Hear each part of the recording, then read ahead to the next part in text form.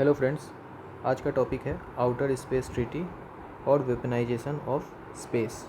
Weaponisation of space इस कारण से अभी इम्पॉर्टेंट है क्योंकि हाल ही में इंडिया ने ASAT यानी कि एंटी सैटेलाइट मिशन जो है, एंटी सैटेलाइट टेक्नोलॉजी जो है, इसको सक्सेसफुली यूज़ किया है India to take down any satellite in the low earth orbit. और इस कारण से ये जो ASAT एंटी सैटेलाइट टेक्नोलॉजी को जो वो यूज़ किया है इंडिया, इसके कारण ये स्पेस पावर के लीग में ये शामिल हो चुका है, जो कि अभी तक कर चुका है सिर्फ USA, रसिया, चाइना और अब इंडिया। ठीक है, ये स्पेस वारफेयर में के लीग में ये भी इंडिया भी शामिल हो चुका है। तो इससे पहले हम लोग सबसे पहले ट्रीटी के बारे में पढ़ लेते हैं कि क्या ट्रीटीज़ है स्पेस के रिगार्डिंग, क्या ट्रीटीज़ है, इंडिया कौन कौन सा ट्रीटी को साइन किया हुआ है, किस किस को रेटिफाई किया हुआ है और इसका क्या क्या इम्पोर्टेंस है। ठीक है,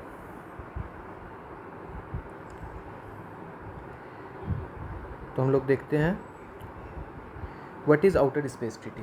ठीक है, आउटर स्पेस ट्रीटी जो है 1967 में आया था। ठीक है, 1967 में आया था।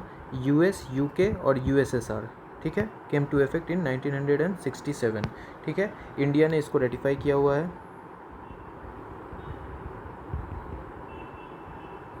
ठीक है, इंडिया ने इसको रेटिफाई किया हुआ है आउटर स्पेस ट्रीटी को।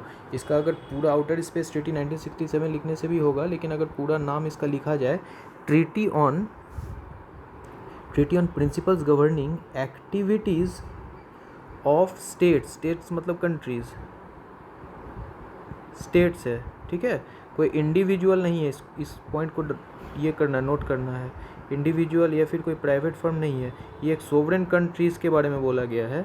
Activities of states in exploration and use of outer space, मतलब एक्सप्लोरेशन और यूज़ सोवरेन कंट्रीज़ किस तरह से करता है, इसको रेगुलेट करता है आउटर स्पेस ट्रीटी। ठीक है, अब इसमें क्या क्या मेन की पॉइंट्स है। की पॉइंट्स तो बहुत सारा है, लेकिन मेन हम लोगों को आउटर स्पेस ट्रीटी में दो चीज़ ही हमको याद रखना है। एक है आर्म कंट्रोल, ठीक है, एक हो गया आर्म कंट्रोल और दूसरा होगा ओनरशिप ऑफ स्पेस। मतलब ये जो स्पेस है वो किसका है, मून किसका है ना। आर्म्स कंट्रोल यानी कि अब मून पे जा कर के कोई भी मिलिट्री बेस नहीं बना सकता है, यही सबसे रिलेटेड है। एक एक करके इसको अब देखते हैं कि आर्म्स कंट्रोल और ओनरशिप ऑफ स्पेस के बारे में एक एक करके हम लोग पढ़ते हैं। बहुत अच्छा पॉइंट्स है इसमें। अब आर्म्स कंट्रोल में अगर पहला पॉइंट देखा जाए तो आर्म्स कंट्रोल इन स्पेस ये बैन करता है सभी स्टेट्स को, याद रखना ये स्टेट्स है, it bans all states from establishing, deploying, कुछ भी कह सकते हो, न्यूक्लियर वेपन और वेपन ऑफ मास डिस्ट्रक्शन। इसका मतलब क्या हो गया, केमिकल वेपन, बायोलॉजिकल वेपन, ठीक है, न्यूक्लियर वेपन, कोई भी मास डिस्ट्रक्शन का वेपन हो गया। न्यूक्लियर वेपन को इस्टेब्लिश या डिप्लॉय नहीं कर सकता। कहाँ नहीं कर सकता, स्पेस में नहीं कर सकता, आउटर स्पेस में, अर्थ के ऑर्बिट में, कोई भी सेलेस्टियल बॉडी पे, मतलब मून पे जा कर के न्यूक्लियर टेस्ट नहीं कर सकता, या फिर कोई न्यूक्लियर वेपन को वहाँ पे बैठा के नहीं रख सकता। ये मून के सतह पे कोई न्यूक्लियर वेपन को बैठा के नहीं रख सकता है कि बाद में यूज़ पड़ेगा तो यहाँ से फायरिंग कर देंगे, या फिर ऑर्बिट में, अर्थ के ऑर्बिट में कोई सैटेलाइट में न्यूक्लियर वेपन को रख दिया, उसके बाद फिर जब ज़रूरत पड़ा उसको फायर करवा दिया वहाँ से। तो ये कर ही नहीं सकता, कोई भी कंट्री नहीं कर सकता है। ठीक है, लेकिन अब देखो यहाँ पे ये वाला सबसे इम्पोर्टेंट, ये एक लूप होल इसका है, ये जो है बैन नहीं करता बैलिस्टिक मिसाइल्स को, बैलिस्टिक मिसाइल्स को बैन नहीं करता है, जिसमें कि कोई भी मिसाइल है, ठीक है, कोई भी मिसाइल है, इसमें वारहेड अब न्यूक्लियर भी रह सकता है या फिर वेपन ऑफ मास डिस्ट्रक्शन भी हो सकता है, इसको बैन नहीं कर सकता है, किया हुआ है इसमें कि स्पेस में जा कर के यूज़ करे। इसी लूप होल का सब कंट्रीज़ यूज़ कर रहा है। इंडिया उस तरह से अभी तक नहीं किया है। इंडिया का जो एसेट मिशन था, एंटी सैटेलाइट मिशन, तो उसमें क्या किया है कि काइनेटिक एनर्जी से, इसको बोलते हैं काइनेटिक किल, मतलब कोई मिसाइल जो है, ये मिसाइल एक वेलोसिटी से जा कर के कोई सैटेलाइट को पे टकराएगा और ये काइनेटिक, ये वेलोसिटी से डिस्ट्रॉय होगा, ना कि यहाँ पे जाके ब्लास्ट करेगा। इस चीज़ को समझना पड़ेगा इंडिया। तो इंडिया कोई भी स्पेस ट्रीटी का वायलेशन नहीं किया है, वायलेशन नहीं किया है अपने एसेट मिशन में। क्यों नहीं किया है? क्योंकि ये ब्लास्टिंग नहीं किया है, कोई भी ब्लास्टिंग नहीं हुआ है। WMD तो छोड़ ही दिया जाए, सिर्फ काइनेटिक एनर्जी या वेलोसिटी से ही डिस्ट्रॉय कर रहा है, ठीक है। वही सब है सब में कि कोई प्लेस नहीं कर सकता, ये हो गया। कोई अपना मिलिट्री बेस नहीं बना सकता किसी भी सेलेस्टियल बॉडी पे, लेकिन देखो कोई भी मिलिट्री बेस नहीं बना सकता, किसी भी तरह का मिलिट्री एक्सरसाइज नहीं कर सकता, सारा चीज़ बता दिया मैंने। लेकिन अभी डोनाल्ड ट्रंप हाल फिलहाल में बोला था, ये भी इम्पोर्टेंट हो जा रहा है, 2018 में ही बोला था कि स्पेस वॉरफेयर जो है ये 4th पिलर बनेगा आर्मी का या मिलिट्री का, ठीक है। स्पेस वॉरफेयर को 4th पिलर माना है वो आर्मी का, ठीक है। लेकिन उसके बाद फिर वो चला गया। अब पहला पॉइंट हम लोग का हो गया आर्म्स रेस,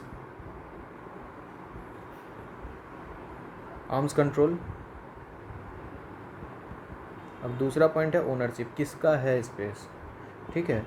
अब किसका है स्पेस का क्या मतलब है? स्पेस किसी का नहीं है, स्पेस मैनकाइंड का है, कॉमन मैनकाइंड का है, कॉमन हेरिटेज, ये बहुत इंपॉर्टेंट पॉइंट है, कॉमन हेरिटेज ऑफ मैनकाइंड है ये, ठीक है। कॉमन हेरिटेज ऑफ मैनकाइंड है, ठीक है। और ये है कि कोई भी आउटर स्पेस या फिर कोई भी सेलेस्टियल बॉडी को कोई भी nation, no nation can own, कोई भी नेशन नहीं ओन कर सकता है सेलेस्टियल बॉडी को या फिर आउटर स्पेस को। ये जाकर के चाइना नहीं बोल सकता है कि ये सैटेलाइट है हम लोगों का, नेचुरल सैटेलाइट, मून जुपिटर का ये सैटेलाइट है, ये सैटेलाइट मेरा हो गया, ये नहीं बोल सकता। आउटर स्पेस का या फिर कोई सा भी सेलेस्टियल बॉडी को कोई नेशन ओन नहीं कर सकता। तो स्पेस किसका है? कॉमन हेरिटेज ऑफ मैनकाइंड, ठीक है। ये दो चीज़ हो गया। तो कंट्रीज़ कर क्या सकता है, ठीक है। कंट्रीज़ ये कर सकता है, सारा कंट्रीज़, अब अफ्रीका का भी कोई कंट्री कर सकता है, चाइना भी कर सकता है। अब ये US वाला या चाइना वाला ये नहीं बोल सकता है कि घाना जो है क्यों सैटेलाइट लॉन्च किया है, ठीक है। कोई भी, all countries are free, all countries क्या कर सकता है? स्पेस एक्सप्लोरेशन कर सकता है, स्पेस एक्सप्लोरेशन कर सकता है एंड रिलेटेड एक्टिविटीज़ कर सकता है, जिससे कि स्पेस का कोई डैमेज नहीं हो, डैमेज नहीं होना चाहिए। जो भी डैमेज होगा that is accountable and liable to the international community, ठीक है। कोई भी कंट्री, एनी कंट्री, अगर कोई भी डैमेज करता है, एनी डैमेज करता है, तो he will be responsible to the international community, ठीक है। तो ये सारा पॉइंट्स हो गया इसमें कि स्पेस जो है कॉमन मैनकाइंड का है, हेरिटेज ऑफ द मैनकाइंड का है, ठीक है। दूसरा पॉइंट आपका ये हो गया कि कोई भी कंट्री किसी भी सेलेस्टियल ऑब्जेक्ट को या फिर आउटर स्पेस को ओन नहीं कर सकता है। All the countries are equally free है एक्सप्लोरेशन करने के लिए, ठीक है। और अगर कोई भी डैमेज किया सेलेस्टियल बॉडी या फिर इसमें, तो अकाउंटेबल टू इंटरनेशनल कम्युनिटी। ठीक है, अब ये भी है all countries should must avoid contamination of space. ठीक है, लेकिन इसका उतना अच्छा से फॉलो नहीं हो रहा है। स्पेस डेब्रिस का ये दे सकते हैं, इसका अगर क्रिटिकल एनालिसिस आया तो स्पेस डेब्रिस ये लिखा हुआ है कि कंटामिनेशन को अवॉइड करना, लेकिन फिर भी स्पेस डेब्रिस इतना क्रिएट होता है। ठीक है, स्पेस एक्सप्लोरेशन का 2 प्रिंसिपल पे होना चाहिए। ठीक है, स्पेस एक्सप्लोरेशन ये भी उतना हिसाब से फॉलो नहीं होता है। कोऑपरेशन और म्यूचुअल असिस्टेंस ये भी फॉलो नहीं होता है। ठीक है, इसको भी क्रिटिकल एनालिसिस में हम लोग लिख सकते हैं। ठीक है, स्पेस एक्सप्लोरेशन जो है कोऑपरेशन और म्यूचुअल एनालिसिस का बात उसमें कहा गया है ओपन स्पेस ट्रीटी में, आउटर स्पेस ट्रीटी में ये कहा गया है, लेकिन ये भी उतना अच्छा से फॉलो नहीं होता। अब इसका लिमिटेशन देख लो, बार बार हम बोलते आ रहे हैं स्टेट को बोला गया है। ठीक है, यानी कि सॉवरेन नेशन को। ठीक है, सॉवरेन नेशन, लेकिन कोई भी इसमें इम्प्लिसिटली ये चीज़ एक्सप्लिसिटली नहीं लिखा हुआ है कि प्राइवेट प्लेयर्स। तो उस समय ये सोचा भी नहीं गया होगा 1967 में कि प्राइवेट प्लेयर्स भी आ सकते हैं स्पेस में, इसीलिए नहीं लिखा गया होगा। लेकिन अब प्राइवेट प्लेयर्स बहुत मेजर रोल प्ले कर रहा है, तो इसको भी अब इंक्लूड करने का बहुत ज़्यादा ज़रूरत है। ठीक है, ये एक हो गया। जैसे अभी यूएस तो किसी भी एस्टेरॉयड, किसी भी सेलेस्टियल बॉडी पे कोई हक नहीं जमा सकता, ओनरशिप नहीं कर सकता। तो यूएस एक इसको साइट से पास करने के लिए, लीपफ्रॉग करने के लिए एक लॉ पास कर दिया जिसका नाम है US commercial space launch competitiveness act. ठीक है, इससे क्या हुआ कि प्राइवेट फर्म्स को एस्टेरॉयड को माइनिंग करने का लाइसेंस मिल गया। तो ये भी नहीं होना चाहिए। इससे क्या हुआ, आउटर स्पेस ट्रीटी को भी ये जो है वायलेट नहीं किया। ठीक है, लेकिन रिसोर्स भी एक्सप्लॉइट हो गया स्पेस का। ठीक है, तो इसको भी बहुत लोग जो है लीप फ्रॉग कर देते हैं। लीप फ्रॉगिंग बोलना सही नहीं होगा, मतलब साइड लाइन करके निकल जाते हैं साइड से। ठीक है, और vulnerability of the space asset में ये हम लोग स्पेस टेररिज्म के बारे में बोल सकते हैं। ठीक है, स्पेस टेररिज्म है ये, नहीं सॉरी, ये counter space terrorism. Space terrorism क्योंकि प्राइवेट का रोल जिस तरह से बढ़ते जा रहा है, तो ये स्पेस टेररिज्म को बूस्ट मतलब increasing role of the private players हो रहा है, तो वल्नरेबिलिटी बहुत ज़्यादा बढ़ जा रहा है, क्योंकि प्राइवेट सेक्टर ज़्यादा वल्नरेबल है टेररिस्ट अटैक्स के लिए। ठीक है, अब vulnerability of the space assets का देखा जाए तो मिशन शक्ति जो मैंने बोला, एसैट इंडिया भी लॉन्च किया। इससे पहले यूएस, रसिया, चाइना, इंडिया 4 कंट्रीज़ है जो कि स्पेस वारफेयर में अभी है। तो मिशन शक्ति में देखा है, ये मिशन शक्ति है। तो vulnerability of the space assets हो गया ना, कि जिस तरह से सैटेलाइट को ये नष्ट कर सकता है, किसी भी आर्टिफिशियल सैटेलाइट को, तो किसी सेलेस्टियल बॉडी को भी डैमेज कर सकता है ये। ठीक है, एंटी सैटेलाइट वेपन्स है, ये तुम्हारा आर्टिफिशियल भी हो सकता है, ये नेचुरल सैटेलाइट भी हो सकता है। ठीक है, तो ऐसा कोई इस ट्रीटी में कोई प्रोविज़न ही नहीं है जो कि कंट्रीज़ के एसेट को मतलब कोई सैटेलाइट है, ठीक है, नेविगेशन के लिए या फिर सोसाइटल बेनिफिट के लिए, कोई भी सोसाइटल बेनिफिट के लिए कोई सैटेलाइट है, ठीक है, जिससे एडुकेशन हो रहा है या फिर टेलीमेडिसिन हो रहा है, उसको जा कर के अगर नष्ट कर दिया, ठीक है, एंटी सैटेलाइट जो बैलिस्टिक मिसाइल्स होता है, तो इस सब को रोकने के लिए कोई प्रोविज़न है नहीं इसमें। ठीक है, अब हम लोग उतना अथॉरिटी भी नहीं है, लैक्स अथॉरिटी लिख सकते हैं, कोई बाइंडिंग फोर्स नहीं है, ये तो शुरू से ही पता चल रहा था। ठीक है, अब हम लोग एसेट के बारे में थोड़ा सा देख लेते हैं। मिशन शक्ति,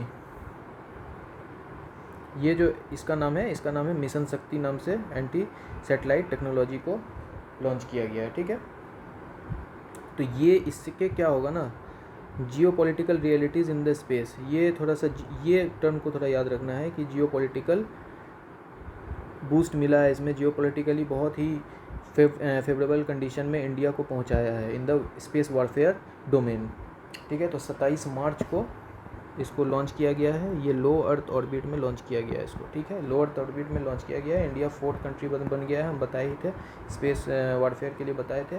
ठीक है, ये भी हो गया। अब कौन कौन इसमें स्टेक होल्डर्स था, DRDO डेवलप किया था और इसरो, ये दोनों मिलके इसको डेवलप किया था एसैट को, ठीक है। अब इंडिया को कर लेने के बाद इसमें क्या करता है ये एसैट, ये एक मिसाइल है जो कि अटैक करता है मूविंग सेटेलाइट्स को। ये बहुत ही टफ टेक्नोलॉजीज़ है क्योंकि इसमें बहुत ही एक तो मिसाइल टेक्नोलॉजी और स्पेस टेक्नोलॉजी, ये दोनों में महारत चाहिए, तभी जा कर के एसैट जो है सक्सेसफुल हो सकता है। तो इंडिया का इसरो और DRDO मिल करके इसको सक्सेसफुल बनाया है। सक्सेसफुल बनाने के बाद ये स्पेस सुपर पावर के लीग में इंडिया भी शामिल हो गया है। ये अब क्या करेगा, दो तरह से ये कर सकता है। एक तो सैटेलाइट को जो है इनके साथ इंटरफेयर कर सकता है या फिर डायरेक्ट अटैक कर सकता है, डायरेक्टली अटैक करके इसको डिस्ट्रॉय कर सकता है एसैट। और एक चीज़ बहुत इंपॉर्टेंट चीज़ कर सकता है कि मिसाइल्स जो है दूसरे देश से, जैसे मान लो पाकिस्तान है, पाकिस्तान से मिसाइल आ रहा है तो इसको भी इन एयर ही डिस्ट्रॉय कर सकता है, ठीक है। जैसे न्यूक्लियर वारहेड लेकर के पाकिस्तान वाला मिसाइल छोड़ा तो इसको जो है एयर में ही इसको डिस्ट्रॉय कर सकता है ये एसैट सिस्टम। इसीलिए ये बहुत ज़्यादा इंपॉर्टेंट हो जाता है। एक तरह से आयरन डोम का जो अभी कहानी सुन रहे हैं इजराइल वाला, वो वाला सिस्टम की तरफ इंडिया बढ़ रहा है अब, ठीक है। तो इंटरफेयर कर सकता है या फिर डायरेक्ट अटैक भी कर सकता है। कहाँ से कर सकता है, एयर से, सी से या फिर लैंड बेस से। अब ज़रूरत क्या है, डिस्ट्रॉय करने का ज़रूरत क्या है सेटेलाइट को, सबसे इम्पोर्टेंट आज का डेट में जो है कम्युनिकेशन के लिए, चाहे वो सिविल कम्युनिकेशन हो या फिर मिलिट्री कम्युनिकेशन हो, ठीक है, सब के लिए सेटेलाइट का ज़रूरत है। नेविगेशन सेटेलाइट को अगर तुम नेविगेशन सेटेलाइट को भी अगर डिस्ट्रॉय कर देते हो, डेसिमेट कर देते हो, कोई भी कंट्री मिसाइल अटैक कर ही नहीं सकता है क्योंकि उसको नेविगेट ही नहीं कर पाएगा। तो न्यूक्लियर डिटरेंस भी हो जाएगा इससे। ये भी बहुत अच्छा पॉइंट है इसके साथ कि न्यूक्लियर अटैक को हम लोग रोक सकते हैं, न्यूक्लियर डिटरेंस हो जाएगा, ठीक है। नेविगेट ही नहीं कर पाएगा वो, तो न्यूक्लियर डिटरेंस होगा, ठीक है। बहुत सारा क्रूशियल एप्लीकेशन है जो कि सैटेलाइट पे डिपेंड होता है, जैसे नेविगेशन हो गया, ये दोनों सबसे इंपॉर्टेंट, नेविगेशन और कम्युनिकेशन, ठीक है। ब्रॉडकास्ट नहीं कर पाएगा, टीवी ब्रॉडकास्ट नहीं हो पाएगा, किसी के पास खबर नहीं पहुंच पाएगा। फिर ये सब नॉर्मल है, स्टॉक हो गया, वेदर हो गया, डिजास्टर मैनेजमेंट हो गया, मिलिट्री एप्लीकेशन तो उसी में आ जाता है, ठीक है। तो ये डिस्ट्रॉय कर देने से एकदम क्रिपल हो जाएगा enemy's infrastructure without causing any threat to human life. दो चीज़ फॉर्म में इसका हम बता दिए कि एक तो न्यूक्लियर डिटरेंस हो जाएगा और दूसरा क्या हो जाएगा ना कि ह्यूमन को लॉस ही नहीं होगा। ह्यूमन अटैक से बच कर के भी हम लोग अटैक मतलब इंफ्रास्ट्रक्चर को डिस्ट्रॉय कर सकते हैं, ठीक है, ये पॉइंट, ठीक है। तो ये fourth arena of the warfare, ये डोनाल्ड ट्रम्प भी बोला है, fourth arena of the warfare है, fourth pillar of the military बोल दिया है इसको, ठीक है। तो asset capability has created some deterrence against the potential hostile behaviour against the Indian interest, जैसे चाइना हो गया, पाकिस्तान हो गया, ठीक है। अब ये बिग अचीवमेंट क्यों है, ठीक है।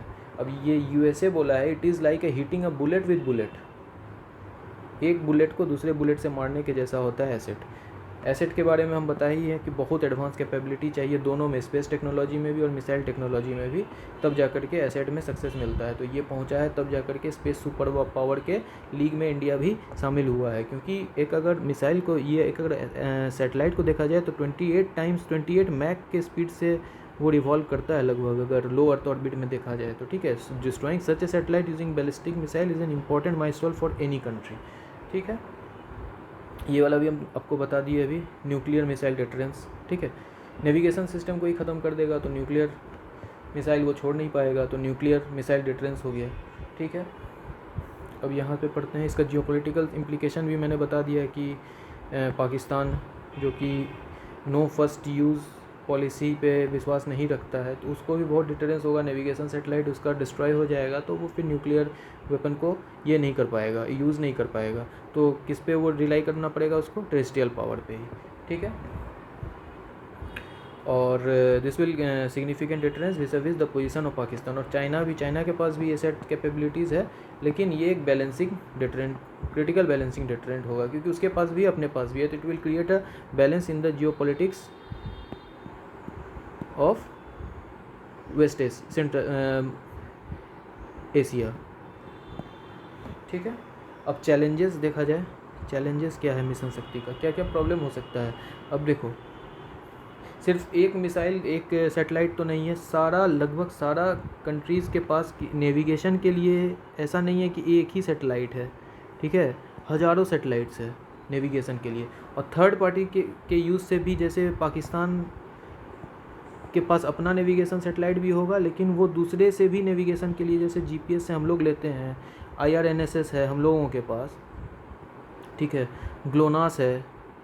तो ज़रूरत पड़ेगा तो सिर्फ IRNSS को अगर कोई डिस्ट्रॉय कर दे तो ये भी तो है, ग्लोनास भी तो है और GPS भी तो है ना।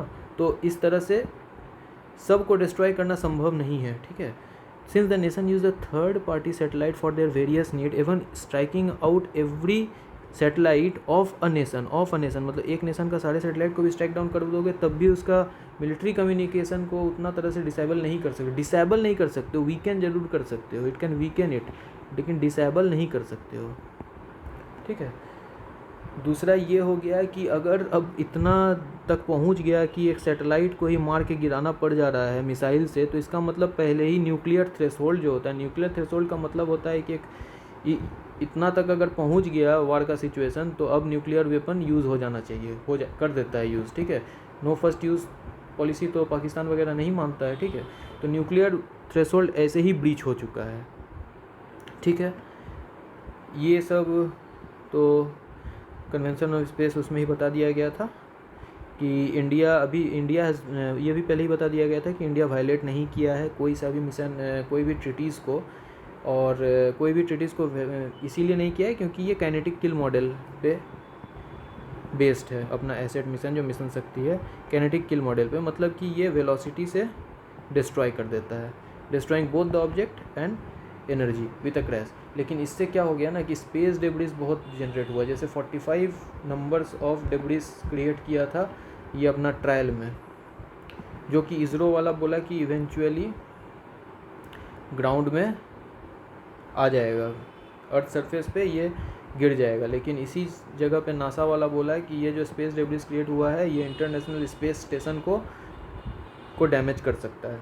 तो ये ऑनगोइंग लड़ाई तो लगा ही रहता है। स्पेस डेब्रिस क्या है, कोई भी नॉन फंक्शनल स्पेसक्राफ्ट हो या फिर उसका कोई सा भी पार्ट। ठीक है, तो इससे क्या होता है, जो ऑपरेशनल सेटेलाइट है उसको भी डैमेज कर सकता है ये। ठीक है, या डिसफंक्शनल कर सकता है, ये बता दिए। 45 डैमेज हुआ था, नासा का बता दिए, रिसर्च सिम्टम पढ़ने का ज़रूरत नहीं है। ठीक है, अब मिलिट्राइजेशन और वेपनाइजेशन ऑफ स्पेस ये अभी से स्टार्ट हुआ नहीं था, ये एक्चुअली कोल्ड वार के समय से ही, जब स्पेस के लिए जब रैली स्टार्ट हो गया था कि USA भी जाएगा पहले कि रसिया जाएगा, उसी समय से स्टार्ट हो गया था। और बहुत सारा मिलिट्री सैटेलाइट्स वगैरह, space based military satellites, spy satellites अभी तक वेपनाइज नहीं हुआ है, लेकिन वो मिलिट्राइजेशन तो ऑनगोइंग प्रोसेस है, मिलिट्राइजेशन तो हो ही रहा है।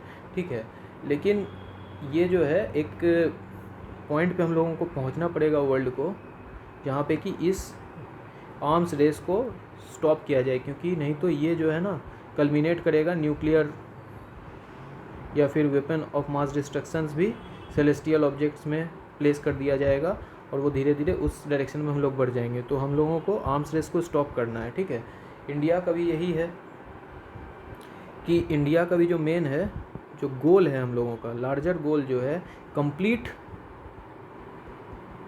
डीमिलिट्राइजेशन होना चाहिए ऑफ स्पेस। ठीक है, और स्पेस को क्यों यूज़ करना है, सिर्फ पीसफुल पर्पसेस के लिए और नॉन कमर्शियल एक्सप्लोरेशन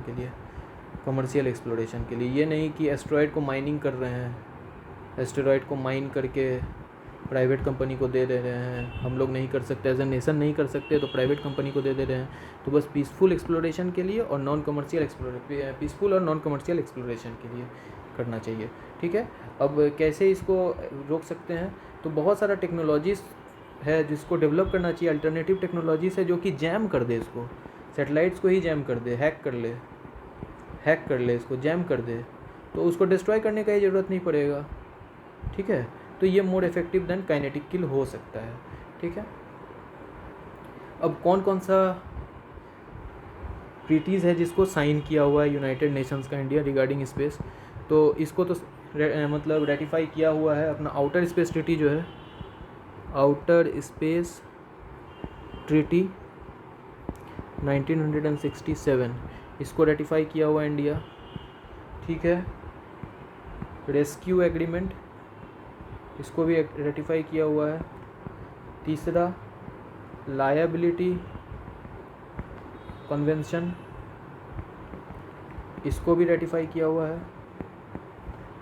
चौथा रजिस्ट्रेशन कन्वेंशन, इसको भी रेटिफाई किया हुआ है। और जो पांचवा है मून एग्रीमेंट, इसको साइन किया हुआ है। तो ये 4 को रेटिफाई किया हुआ है और इसको साइन किया हुआ है। किसको किसको रेटिफाई किया हुआ है? आउटर स्पेस ट्रीटी को, rescue agreement, liability convention, registration convention, और एक हो गया मून एग्रीमेंट। अब इंडिया का अभी तक कॉन्स्टिट्यूशन में स्पेस के रिगार्डिंग कौन कौन सा लॉ है? तो सिर्फ 2 ही लॉ है जो कि लीगल रिजाइम अगर देखा जाए स्पेस इंडस्ट्री का, तो 2 ही लॉ पे चलता है। एक है आपका सैटेलाइट कम्युनिकेशन पॉलिसी 2000, ठीक है, ये एक एक्ट हो गया। और दूसरा हो गया रिमोट सेंसिंग डेटा पॉलिसी 2011। इसके अलावा कोई और नो सेपरेट स्पेस लॉ। ये स्पेस लॉ को बनाने के लिए बहुत सारा कवायद चल रहा है कि स्पेस लॉ बनाओ ताकि एक लीगल फ्रेमवर्क बने ताकि प्राइवेट फर्म्स को एंट्री मिलने में भी आसानी हो और उनको रेगुलेट करना भी आसानी हो और उनका ऑपरेशन भी आसान हो, उनके लिए भी आसान हो, इंडियन गवर्नमेंट के लिए भी आसान हो। तो एक लीगल फ्रेमवर्क बनना चाहिए। तो अभी हम लोगों के पास जो है सैटेलाइट कम्युनिकेशन पॉलिसी है, ठीक है, और रिमोट सेंसिंग डेटा पॉलिसी है, बस यही 2 है। और हम लोग वो 5 इंटरनेशनल ट्रीटीज़ को फॉलो करते हैं, ठीक है। कैसे फॉलो करते हैं? आर्टिकल 51 में भी लिखा हुआ है, आर्टिकल 73 में भी लिखा हुआ है कि हम लोग को रिस्पेक्ट करना है सारे इंटरनेशनल लॉज और ट्रीटीज़ को। बस आज के लिए इतना ही था। Thank you.